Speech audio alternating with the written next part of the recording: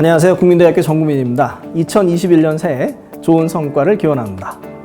이번 CS2021 재밌게 보셨는지요? 전시한 업체들은 좋은 성과가 있었으면 좋겠습니다. 애초에 자동차사 전시가 많이 줄면서 온라인이고 해서 흥미가 많이 떨어진 면이 좀 있었는데요. 온라인 전시다 보니까 여러 업체들이 다양한 비전을 제시하면서 많은 정보를 모을 수 있었던 점이 이번 CS2021의 큰 장점이었던 것 같습니다. 자율주행 측면에서도 재밌는 트렌드들이 많이 선보였고요. 전기차, 자율주행 서비스의 트렌드 진화와 더불어서 애플, 테슬라, 아마존의 그림자도 CS2021에서 만나볼 수 있었습니다. 먼저 관련된 동향들을 한번 좀 살펴보시고요. 아무래도 코로나19로 2020년에 다양한 일들이 있었는데요. 그런 시사점들을 먼저 좀 정리해보고 CS2021의 자율주행 전시로 넘어가도록 하겠습니다. 최근 주요 자동차사들은 모빌리티 100년 만에 패러다임 변화를 얘기하고 있습니다. 1913년에 포드에서 자동차 대량 생산이 시작됐고요. 자동차가 전 세계로 보급되면서 쭉 성장해 왔는데요. 이제 100년이 지난 지금은 포화된 상태가 되고 있고요. 이제 서비스의 시대로 접어들고 있습니다. 전 세계 보급된 자동차를 기반으로 다양한 서비스들이 성장해가는 이런 모습을 좀 볼 수 있는데요. 운전에서 이동으로 무게 중심이 옮겨가고요. 운전자 중심에서 승객 중심으로 옮겨가고요. 운전 공간은 생활 공간으로 바뀌게 됩니다. 이런 트렌드에 따라서 서비스, 전기차, 자율주행의 흐름이 빨라지고 있습니다. 작년 코로나19로 모빌리티 관련 업계는 너무 큰 어려움을 겪었는데요. 서비스 업체들도 이제 어려움을 겪었습니다. 감소하는 사람의 이동과 증가하는 배송을 주요 트렌드로 볼 수가 있는데요. 우버나 리프트, 그랩과 같은 모빌리티 서비스 업체들은 배송을 강화하면서 손해를 만회하기도 했습니다. 코로나19가 되면서 이제 공유 차량에 대한 고민들이 많아졌고요. 두 가지 포인트들이 있습니다. 관리 서비스 측면에서는 어떻게 실내를 깨끗하게 할 것인가 이런 측면이 하나가 있고요. 또 하나는 고장 진단을 어떻게 할 것인가 이런 부분이 있습니다. 다른 사람이 쓰던 차량을 내가 썼을 때 클리닝 문제 그리고 고장 진단의 문제 이런 부분들이 좀 있는데요. 우리나라의 벤텍스는 항균 탈취 항발효 스티커를 마카롱 택시에 공급해서 쓰고 있고요. 자외선 살균 기술 이런 부분도 좀 나오고 있습니다. 이번 CES에서도 살균 로봇이 다양하게 좀 등장을 했는데요. 고장 진단도 최근에 주요 트렌드가 되고 있습니다. LG전자는 가전, 사전 고장 진단 서비스인 PCC 서비스를 2021년에 발표를 했고요. 만도소카의 브레이크 고장 진단, KST 모빌리티, LG화학의 배터리 고장 진단, 일렉트리의 전기차 모터 고장 진단도 향후에 자율주행 진화하고 밀접하게 관련이 있습니다. 이번 CES에서도 관련된 전시들이 좀 있었고요. 최근 시장이 전기차 자율주행차 중심으로 급격하게 개편이 되고 있습니다. 2020년에는 라이다 업체 5개가 미국에서 상장을 진행하고 있고요. 루미나라 이노비즈가 이번에 CS2021에 참석을 했습니다. 기술적인 진화 방향을 보면은 존 아키텍처라는 용어가 좀 나오게 되는데요. 존 아키텍처는 고성능 컴퓨터를 중심으로 전체 제어 시스템들이 연결되는 이런 구조가 되고 있습니다. 앞으로 자율주행 시스템의 핵심이 될 것으로 보이고요. 전기차 플랫폼이 많이 나오는데요. 그 전기차 플랫폼에 자율주행 기술을 붙여서 자율주행 플랫폼이 밑단에 있고요. 윗단에 실내 공간부를 얻는 이런 구조가 자율주행에서 주요 트렌드가 될 것으로 보고 있고요. 관련해서 존 아키텍처와 같은 전기전자 구조와 어댑티브 오토스와 같은 소프트웨어와 5G 연결이 주요 이슈가 되고 있습니다. 대표적인 사례로 폭스바겐 ID3와 테슬라 모델 S를 들 수가 있는데요. 폭스바겐 ID3는 최초로 어댑티브 오토사를 적용해서 상용을 했습니다. LG가 인포테인먼트 쪽을 맡았고요. 진화 방향을 보면 앞으로의 진화 방향을 예측을 해보면 존 아키텍처 그리고 하이퍼포먼스 컴퓨터 거기는 인공지능 기능이 들어가 있어야 되고요. 어댑티브 오토사, 오토모티브 이더넷, 소프트웨어 업데이트, 5G 커넥션을 앞으로의 진화 방향으로 볼 수가 있습니다. 테슬라의 전기전자 구조도 지금 자동차사들에게 많이 참고가 되고 있는데요.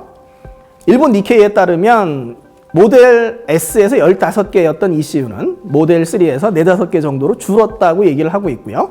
여기에 테슬라의 FSD에서는 AI 프로세싱을 강조하고 있습니다. 이번 CES에서 이제 관련 트렌드를 우리가 좀 만나볼 수 있고요. 앞으로 AI 칩이 AI 트랜스포메이션의 핵심이 될 것으로 전망됩니다. 이런 존 아키텍처는 전기전자 구조를 바꾸면서 전선 길이를 매우 줄이게 될 것으로 보이는데요. 예를 들어 테슬라 모델 S의 3km였다면 모델 3는 그 절반으로 이제 줄였습니다. 모델 Y 관련 특허에서는 뭐 100m까지 줄일 수 있다. 이런 특허도 있었는데요. 실제 이제 양산된 차량은 모델 3 수준으로 생각이 되고요. 앞으로 전기전자 구조의 진화에 따라서 차량의 모습들이 많이 바뀔 것으로 이제 보고 있습니다. 이번 CES 2021에서는 언택트, 홈코노미, ESG가 메인 트렌드가 됐는데요. 이런 트렌드들이 모빌리티와도 또 밀접하게 관련이 있습니다. 특히 이제 자율주행과는 언택트가 밀접한 관련이 있고요. 홈코노미와는 이제 배송 로봇과 배송 서비스가 밀접한 관련이 있습니다. 전기차 흐름은 이제 ESG와 긴밀하게 연결이 되어 있습니다. 참여업체를 좀 살펴보겠습니다. 참여업체는 조금 줄었거든요. 하지만 이제 GM이나 벤츠 같은 업체들이 재미있는 전시를 이제 선보였고요. 이번 CES 2021에서는 이제 부품사들의 정보를 많이 얻어보는 것도 상당히 중요합니다. 보쉬라든가 컨티넨탈, 만도, ZF, 앱티브, 마그나, LG 등의 부품사의 트렌드들을 한번 살펴보는 것도 상당히 좀 중요한 부분이 되고요. 자율주행 센서, 상당히 많은 업체들이 이제 참여를 했는데요. 레이더나 라이다, 여러상 카메라에서 많은 시사점이 있었습니다. 4D 이미징 레이더에서는 컨티넨탈과 바야가 혁신상을 차지했고요. 우리나라의 스마트 레이더 시스템도 전시에 참여를 했습니다. 라이다 분야에서는 우리나라의 SOS랩이 유일하게 혁신상을 수상했습니다. 올해 좋은 실적을 좀 기대를 해보고요. 여러상 카메라에서는 이스라엘의 아다스카이가 혁신상을 수상했습니다. 자율주행 부품 및 소프트웨어에서도 많은 전시가 있었고요. 웨이모, 만도, 모빌테크, 서울로보틱스, 모라이 같은 업체들의 다양한 전시가 있었고요. 인포테인먼트, 소프트웨어, 서비스들도 상당히 강화가 됐습니다. 인포테인먼트에서 벤츠, BMW, GM, 삼성의 전시가 있었고요. 어댑티브 오토사에서는 일렉트로비트와 우리나라의 팝콘사의 전시가 있었습니다. LG는 웨브OS 오토를 기존 가전에서 쓰던 웨브OS를 자동차로 확산한 LG 웨브OS 오토를 전시를 했고요. 응용 서비스와 소프트웨어에서도 뭐 텍타일 모빌리티, ZF 같은 업체들의 많은 전시가 있었습니다. 먼저 CES는 매년 테크 트렌드 투 와치를 이제 발표를 하는데요. 올해 어떤 트렌드가 주가 될 거다 이런 부분입니다. 그래서 6개의 트렌드를 발표를 했는데 그중에 이제 모빌리티를 좀 보겠습니다. 모빌리티에서는 모빌리티 서비스, 자율주행차, 전기차와 더불어서 CV2X를 올해 트렌드로 제시를 했습니다. 재미있는 부분은 미국의 전기 트럭 확산 트렌드를 얘기를 했습니다. 테슬라의 사이버 트럭이나 GM의 험머 트럭과 같은 전기 트럭이 미국에서 많이 인기를 끌 거다 이렇게 얘기를 했고요. 관련 분야에서 우리나라에서는 만도나 SOS랩, 모트렉스 등이 차량 지능 및 교통 분야에서 혁신상을 수상했습니다. 로봇도 하나 또 중요한 트렌드가 되고 있습니다. 코로나19의 비대면 작업을 보조하면서 성장하고 있는데요. 살균 로봇이라든가 배송 로봇이라든가 배송 드론 등이 앞으로 많이 이제 쓰일 것으로 이제 전망이 됩니다. 우리나라에서는 이제 힐스 엔지니어링이라든가 대성이 이제 혁신상을 수상했고요. 스마트시티에서 이제 V2X나 네트워크 센서를 우리가 자율주행과 연관해서 좀 볼 필요가 있는데요. 작년에 이제 우리나라에서는 카네미컴이라는 라이더 업체가 신호등에서 보행자를 인식해서 경고를 알려주는 이런 서비스를 진행하기도 했습니다. 앞으로 이런 V2X와 더불어서 네트워크 센서는 스마트시티 인프라에 상당히 중요한 트렌드가 될 것 같고요. 자율주행차를 도와주면서 자율주행을 보조해 줄 것으로 생각이 됩니다. 주요 업체를 통해서 역시 GM의 전기차가 핵심 트렌드가 됐고요. GM의 전기차 플랫폼인 얼티엄은 60% 가격을 절감할 수 있다 이렇게 발표를 했습니다. 자율주행 측면에서는 이제 자율주행 기술인 슈퍼크루즈를 2023년까지 22대의 차량에 적용하겠다라고 발표를 했고요. 특히 GM이 이제 배송 사업 진출을 선언했습니다. 작년에 차량 공유 서비스인 메이븐을 코로나19로 접기도 했는데요. 배송 사업 진출을 이제 선언을 하면서 배송 사업을 키워갈 것으로 생각이 됩니다. 벤츠는 이제 MBUX 하이퍼 스크린을 발표를 했습니다. 벤츠는 이 CES 2018에서 MBUX를 발표한 적이 있는데요. 기존의 MBUX는 헤드 유닛과 디지털 클러스터를 합친 20인치 정도의 컴팩트 디자인이었고요. 그 안에 인공지능 음성 인식을 탑재한 이런 기기였는데요. 올해는 인공지능과 디스플레이에서 이제 많은 진화를 이뤘습니다. 특히 이제 디스플레이는 헤드 유닛과 디지털 클러스터뿐만이 아니라 보조석 디스플레이까지 확장돼서 56인치의 거대 디스플레이 기기를 만들었고요. 거기다 인공지능은 기존의 음성 인식에 더해서 사용자의 행동이나 패턴을 학습해서 사용자가 원하는 메뉴를 추천해주는 이런 기능도 이제 추가를 했습니다. 요 벤츠 MBUX 하이퍼스크린 이제 벤츠의 전략화도 좀 맞물려 있는데요. 기존에 EQC가 큰 성공을 거두지 못하면서 세단형인 EQS의 대형 스크린을 통해서 인공지능을 탑재한 대형 스크린으로 인기를 끌어보겠다 이런 전략으로 좀 볼 수가 있고요. 최근에 현대나 폭스바겐이나 벤츠 같은 업체들이 테슬라의 디스플레이보다 우리가 더 나아 이런 전략을 좀 가고 있는데 그런 연장선상에서 이번 전시를 해석해 볼 수 있습니다. 만도는 스티어 바이 와이어 기술로 혁신상을 수상했습니다. 스티어 바이 와이어는 핸들과 타이어의 전기적인 연결만 있고 물리적인 연결이 없는 부분인데 우리가 이제 회전을 시키면 이제 바퀴가 돌아가는 이런 형태로 좀 구현이 되어 있습니다. 이 스티어 바이 와이어의 장점은 앞으로 전기차나 자율주행차의 설계에 이제 큰 도움을 줄 수 있다라는 점인데요.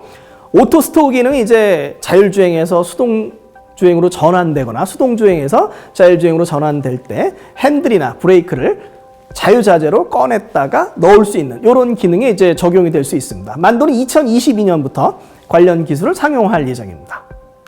이번 CS2021에서 주목해 봐야 될 부품 업체는 ZF가 있습니다. 작년에 아마존이 죽수를 인수하고 죽수가 자율주행 셔틀을 만드는데요. 그 핵심 하드웨어를 이제 ZF에서 공급하게 됩니다.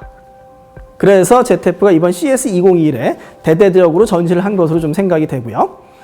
ZF는 이제 이베오라고 하는 라이다 업체를 인수했고요. 관련 센서나 협력 업체들과 자율주행 셔틀을 위한 모든 기술들을 다 갖추고 있습니다. 이번 전시에서는 이제 자율주행 셔틀도 전시를 했는데요. 지금까지 1,400만 명 이상의 승객이 탑승했다라고 발표를 했습니다. ZF의 전시에서는 이제 소프트웨어 부분도 이제 많이 강조가 되는데요. 존 아키텍처 위에 ZF 미들웨어라고 하는 소프트웨어 플랫폼도 있고요. ZF의 프리딕티브 메인티넌스는 차량을 고장 진단하는 이런 서비스로 볼 수 있습니다. 보쉬는 올해 ESG를 많이 강조를 했고요. 보쉬의 전시에서도 크로스 도메인 아키텍처 또는 존 아키텍처에 대한 미래 비전이 제시가 됐습니다. 미국의 배송업체인 베스트바이는 코로나19에 따른 위험을 얘기를 하면서 4년간 예정돼 있었던 모든 투자를 온라인에 쏟아부었다. 이렇게 좀 발표를 했습니다. 우리나라 입장에서도 온라인에 대한 부분으로 많이 참고가 좀 될 것 같고요. 구글 웨이모는 작년 3월에 발표한 5세대 자율주행 센서 시스템으로 차량 지능 및 교통 분야에서 최고 혁신상을 수상했습니다. 웨이모의 특징은 이제 라이다를 직접 생산한다는 점인데요. 기존의 라이다 가격을 10분의 1로 낮췄다고 그랬는데요. 이번에는 생산 공정의 변화로 거기에서 또 2분의 1로 낮췄다라고 발표를 했습니다. 기존 업체들보다 20분의 1로 줄일 수 있다. 이런 얘기가 좀 되고요. 레이더 측면에서 이제 4D 이미징 레이더 시스템을 추가를 했습니다. 기존의 레이더가 앞에 물체가 있다 없다만 볼 수 있다면 4D 이미징 레이더는 물체를 3D로 인식할 수 있는 레이더 시스템이거든요. 물론 해상도는 많이 낮은데 작년에 이제 웨이모가 자율주행 차량에 탑재를 했고요. 그 다음에 테슬라하고 이스라엘 RB가 4D 이미징 레이더에 협력한다는 기사가 있었습니다. 라이다 센서나 카메라 센서가 날씨 조건에 약하기 때문에 날씨에 강인한 레이더 센서는 앞으로 카메라, 라이다를 보완하거나 또는 경쟁하면서 많은 발전을 이룰 것으로 생각이 됩니다. 이제 CS2021에서의 자율주행 주요 동향을 5개의 키워드로 요약해 보도록 하겠습니다. 먼저 이제 다양한 기기로 확산되는 자율주행이 있고요. 자율운항, 선박, 플라잉카뿐만이 아니라 건설, 광산, 농업, 그리고 특수목적 차량들도 있고요. 자율주행 센서는 역시 라이다 센서의 진화와 레이더 센서의 진화를 우리가 살펴볼 수 있습니다. 자율주행 부품에서는 존 아키텍처와 같은 차세대 전기전자 구조와 스티어 바이 와이어 기술과 같은 다양한 자율주행 기술들이 선보였고요. 인포테인먼트, 소프트웨어, 서비스 측면에서도 이제 다양한 전시가 있었습니다. V2X는 이제 본격적인 상용화를 앞두고 있는데요. 관련해서 서비스나 보안 업체들의 전시가 있었습니다. 이번 CS2021에서 중국 업체들의 전시는 크게 줄었습니다. 근데 이제 중국 업체들이 전시장 밖에서 발표한 부분들이 또 시사점이 있거든요. 그래서 그런 부분을 한번 묶어서 좀 보면 다양한 기기로 확산되는 자율주행의 측면에서는 이항은 헝친과 UAM 서비스 계약을 발표를 했고요. 이번 전시회에 참가한 메이플라워 자율운항 선박은 2021년에 대서양 횡단을 발표를 했습니다. 자율주행 센서 측면에서는 2020년에 라이다 5사는 스펙 상장을 추진했었고요. 중국의 DJI는 자율주행 기술 개발을 발표를 했습니다. DJI의 계열사인 리복스는 라이다를 개발하고 있는데요. 중국의 샤오펑은 리복스 라이다를 가지고서 자율주행차를 만들겠다라고 작년 말에 발표하기도 했습니다. DJI는 그렇게 기존의 드론 기술과 라이다 기술을 합쳐서 자율주행 기술을 개발하겠다 이렇게 좀 발표를 했고요. 테슬라의 인캐빈 센서 FCC 허가 신청서 제출도 있었습니다. 레이더 센서를 이용해서 차량 안에 타 있는 사람들을 인식하는 센서인데요. 이 센서는 국내 업체가 개발을 했습니다. 이제 테스트를 다 마쳐서 허가 신청서를 이제 제출한 상황이고요. 앞으로 이제 그 국내 업체가 공급하게 될지도 모르지만 개발한 업체한테 이제 큰 도움이 될 것으로 생각이 됩니다. 1월 초에는 산업용 센서 업체인 텔레다인이 열화상 카메라 업체인 플리어를 인수했습니다. 플리어는 열화상 카메라를 만들면서 자율주행 관련 센서도 만들고 있는데요. 코로나19로 열화상 카메라 업체의 몸값이 높아졌고요. 무려 80억 불의 인수를 했습니다. 앞으로 이제 자율주행에서도 열화상 카메라가 적용될 수 있을 것으로 보이고요. 아마존의 죽수는 플리어랑 협력해서 자율주행 셔틀에 열화상 카메라를 적용하겠다고 발표하기도 했습니다. 자율주행 부품 쪽에서는 이제 폭스바겐 ID3, ID4, 그 다음에 테슬라의 모델 3와 모델 Y를 한번 비교해 보시면 좋을 것 같고요. 인포테인먼트 소프트웨어 쪽에서는 이제 어댑티브 오토사가 본격적으로 상용화되는 트렌드를 한번 살펴볼 필요가 있을 것 같습니다. V2X와 관련해서는 작년 7월에 3GPP에서 릴리즈 16 표준을 제정을 했습니다. 릴리즈 16 표준은 초고속, 초저지연, 초연결을 지원하는 5G 표준이고요. 그 안에는 5G NR-V2X라고 하는 새로운 V2X 표준이 이제 들어가 있습니다. 먼저 다양한 기기로 확산되는 자율주행 트렌드를 좀 보겠습니다. IBM의 메이플라워 자율운항 선박이 있었고요. GM의 플라잉카는 수직 이착륙이 가능한 컨셉을 보여주기도 했습니다. 농업에서 쓰이는 자율주행 농업 로봇인 존디어의 X 시리즈도 재미있는데요. 여러 대의 차량들이, 여러 대의 로봇들이 서로 협력하면서 수확 효율을 높여주는 이런 모습을 볼 수 있습니다. 건설이나 광산 장비를 만들던 캐터필러도 의미 있는 전시를 선보였는데요. 캐터필러의 발표에 따르면 코로나19로 원격 작업에 대한 수요가 높아지면서 자율주행 트럭이 많이 보급됐다고 합니다. 캐터필러는 현재 운행되고 있는 자율주행 트럭이 하루 이동 거리가 지구 2바퀴 반이라고 하는데요.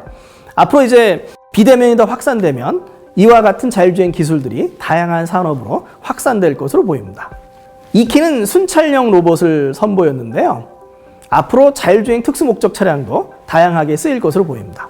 자율주행 청소차, 자율주행 순찰차, 자율주행 소방차 등 특수목적 차량은 사람이 탈 수도 있고 안 탈 수도 있고 그런 상황에서 도시 내의 여러 작업을 보조하면서 사용자들에게 많은 편리함을 줄 것으로 생각됩니다. 살균 로봇도 이번 CS2021의 중요 트렌드가 되는데요. 건물 안이나 실내를 자율주행하면서 살균하게 됩니다. LG의 클로이 로봇도 있었고요. 우리나라의 힐스 엔지니어링은 코로봇으로 혁신상을 수상하기도 했습니다. 가정용 로봇도 이제 주요 트렌드인데요. 현재 이제 스마트홈에서는 이동성을 가진 기기가 전기 청소기밖에 없습니다. 삼성의 젯봇은 여기에 인공지능을 추가해서 사물을 인식하고 서비스를 보조할 수 있는 기기를 내놨고요. 삼성과 LG는 스마트홈에서의 다양한 미래 로봇의 비전을 제시했습니다. 배송 로봇도 이제 주요 트렌드가 되고요. 스타쉽이라든가 윙이라든가 GS 칼텍스, 버라이존에서 배송 로봇, 배송 드론으로 배송을 하는 이런 서비스 컨셉을 다양하게 제시를 했습니다. 네, 많은 분들이 관심을 가진 이제 자율주행 센서 분야인데요. 올해 전시에서는 4D 이미징 레이더가 주요 트렌드가 되고 있습니다. 웨이모의 5세대 자율주행차에도 탑재되어 있고요. 컨티넨탈과 바이아는 혁신상을 수상하기도 했습니다. 테슬라와 협력하고 있는 RB에서도 전시가 있었고요. 우리나라에서는 스마트 레이더 시스템이 관련 제품을 전시했습니다. 우리나라의 스마트 레이더 시스템은 2019년 시장조사기관 요래 보고서에서 4D 이미징 레이더에서 최고 기술을 가지고 있다. 이렇게 언급되기도 했습니다. LG와 협력하고 있는 마그나에서도 전에 전시했던 이제 4D 이미징 레이더를 다시 전시를 했고요. NXP에서는 이제 4D 이미징 레이더를 위한 칩셋 솔루션을 전시를 했습니다. 앞으로 4D 이미징 레이더는 카메라나 라이다를 보완하면서 다양하게 쓰일 수 있을 것으로 생각이 됩니다. 라이다 센서는 자동차사, 부품사와 본격적인 상용화를 준비를 하고 있는데요. 우리나라의 SOS랩은 라이다 분야에서 유일하게 혁신상을 수상했습니다. SOS랩의 ML2는 고정형 스캐닝 방식의 라이다고요. 작은 크기와 저렴한 가격으로 만들 수 있어서 앞으로 상용화에 큰 도움이 될 것으로 생각이 됩니다. 루미나의 라이다도 이제 상당히 주목해 볼 필요가 있는데요. 라이다가 이제 지붕에 달려 있습니다. 보통 이제 앞쪽 범퍼에 있으면 작은 충격에도 센서가 망가져서 비용이 많이 들 수 있는데요. 지붕에 두면 이제 그런 부분을 좀 막을 수 있어서 도움이 될 수 있습니다. 참고가 좀 될 것 같고요. ZF가 인수한 이베오도 관련 기술을 전시했습니다. 레다텍과 독일의 블릭펠트도 관련 라이다 기술을 전시를 했고요. 이스라엘의 아다스카이는 바이퍼라고 하는 열화상 카메라로 혁신상을 수상했습니다. 역시 이스라엘의 이제 트라이아인데요. 작년에 이제 전시에 나왔던 업체인데 숏웨이브 IR 카메라를 전시를 했습니다. 악천후 및 야간 조건 그리고 연기가 있을 때 이제 보조할 수 있는 이런 부분인데요. 저가의 센서를 만들 수 있는 점이 또 장점이 됩니다.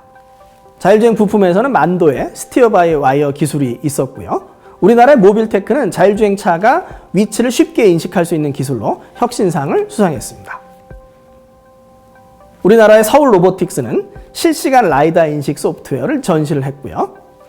중국의 호라진 로보틱스는 존 아키텍처에서 새로운 자율주행 전기전자 구조에서 핵심 CPU 부분에서 좀 눈여겨볼 필요가 있습니다.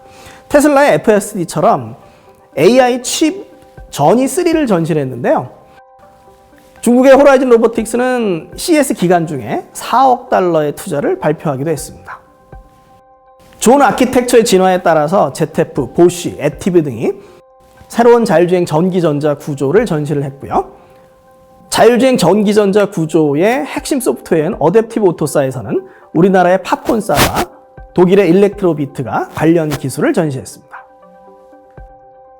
자율주행 플랫폼 위에 실내 공간을 얹으면서 인포테인먼트도 중요해지는데요.